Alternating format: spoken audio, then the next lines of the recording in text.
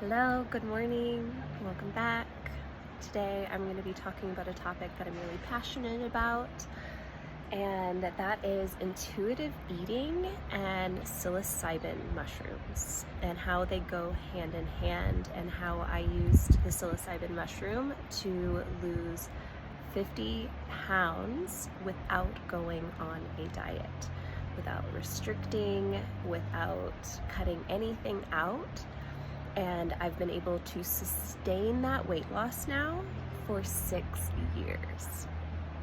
Now, a little backstory. I grew up in the Midwest, which, as a lot of us know, is where majority of everyone, the majority of people are very obese. I grew up eating a lot of Kraft macaroni and cheese, a lot of hot dogs, a lot of Wonder Bread, a lot of casseroles with canned cream of mushroom soup in them. And even though I was an athlete, I was always kind of fluffy.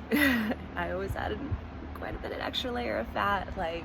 There was definitely potential for me to appear very fit, but because I was eating in between my workouts, I was having pizza rolls, peanut butter and jelly. I was having things that weren't really fueling me. And so this is a hard habit to break. Whenever I went off to high school, I, was able to buy my own food. I continued to buy, stuff that wasn't healthy. And then you add alcohol to the mix. Alcohol definitely increased my weight gain. And then also my mental health,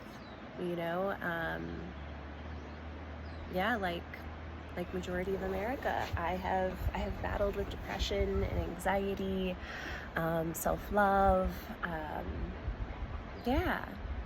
and what the mushrooms really, the very unique magic of the mushroom compared to other medicines like MDMA or LSD, the magic mushroom, and I'm kind of keeping these medicines a little separate from medicines such as ayahuasca or washuma, because I feel like they're just in a totally different category of their own.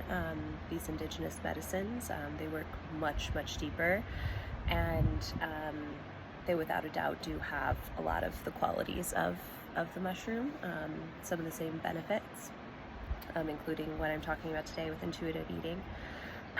But for me, I found that when I started working with mushrooms, it started tuning me into my body. I could actually begin to hear the messages that my body had for me.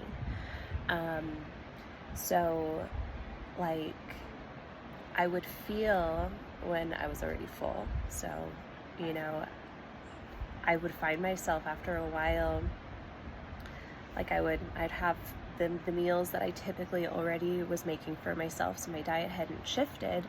But what I was doing is I was finding there'd be 3 to 5 bites still on my plate, and I'd be like, oh, I'm actually already full, I'm not going to finish those 3 to 5 bites, and actually leave them on the plate or save them for leftovers, feed them to my dogs.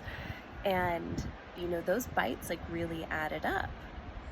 And it was the same whenever I was snacking. I'd be sitting there eating pretzels or maybe cookies, and I would just stop. I'd be like, oh, I really enjoyed the bit that I had, and now if I keep eating, I'm kind of just eating to eat. And it just happened so naturally. It wasn't really something I was conscious of, but it happened, and I started to feel better and better. My energy started feeling better, my mind was clearer. And simultaneously, I was also getting more connected to my intuition, understanding what was in alignment and what wasn't in alignment in my life.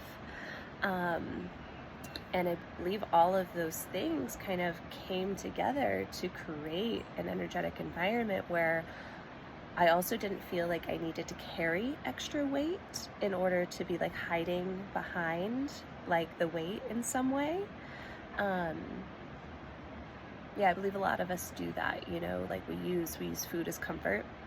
That's been actually a really big shift for me, is understanding when my body is actually just asking to be grounded. It's really just desiring to be a little more dense. I want to really actually come more into my body. So my body is asking me to have comfort food. And that happens whenever we go through phases where we're feeling really emotional, like maybe there's a lot of stress going on in our lives, we're going through a really big transition, maybe a breakup or someone has passed away. And what happens is like our emotional and spiritual body like wants to disassociate from how challenging that experience is. And so we actually kind of start to like separate from our body and our body's messages, which is telling us like, oh my God, like, we're not okay. Like this change is too much. But what happens is whenever we eat a little bit more, we come a little bit more into the body and we're able to actually be with the emotions that are coming up versus pushing them away and inevitably just kind of saving them for later, because they don't go anywhere. They stay in the body and they have to be processed at some point. And yeah, it's just really been huge to release judgment around those times whenever I do start to eat a little more for a while and I start to fluctuate back to a little bit of a higher weight. And you know, it's been a ton of rewiring for me to actually like trust that whenever this happens, that I'm not going to go too far the other direction, that I'm not going to end up gaining the entire 50 pounds back. Because I actually lost 60 pounds from all of the from the intuitive eating, but like I'm staying with the 50 because that's kind of where I've actually been able to like maintain. And yeah, because once upon a time I was 200 pounds, you know, I was drinking often, and that's a big thing that, you know, psychedelics all tend to kind of pull you in the direction towards is turning away from substances that are not medicinal. And alcohol for most people is not medicinal. And for me, it's actually quite interesting. I do find now that I'm about 4 years since I realigned my relationship with alcohol. Whenever I do drink, it's usually quite medicinal. It's usually like I haven't done it in months and like I've kind of gotten wound quite tight. I haven't gone out and just been like totally ridiculous and silly, or I haven't gone out and had like a really great meal and like appreciated a glass of wine with it. And in those situations it's medicinal because it's like just a special occasion. And you know, but like whenever you do it too frequently or you're doing it to numb, yeah, it's not medicine. And so that was definitely a huge part, and that was what definitely kicked off like the last like 10 pounds through the intuitive eating process, was whenever I gave up alcohol. That's whenever I actually got thin and I started to have abs pop through.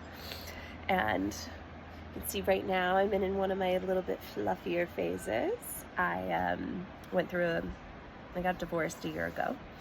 And yeah, most of us know that that's not an easy fucking process. So I've needed to ground. I've really needed to like intentionally stay in my body to really process the pain, the sadness that came with that.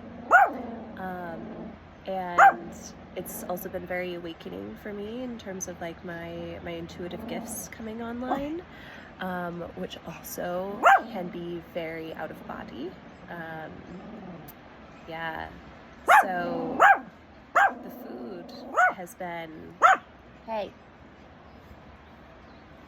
this is Dixie, she's being chatty.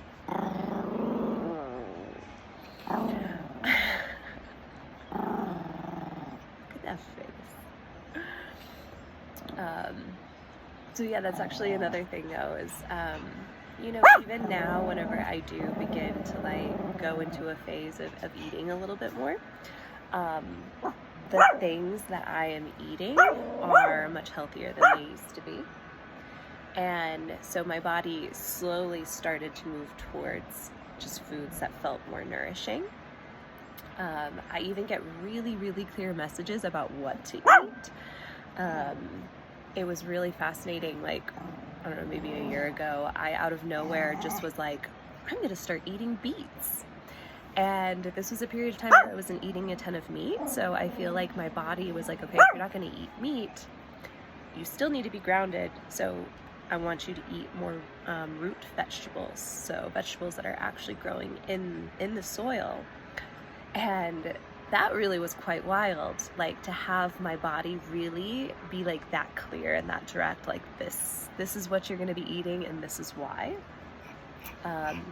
Recently, I shared in one of my other videos about how I just spent some time in Mount Shasta in winter, and before I went, I received a download that I needed to eat a lot of red meat along this journey, and I didn't know why. I was like, you know, there could be a million reasons, energetic, physically, like my body needs meat. Dixie, baby girl.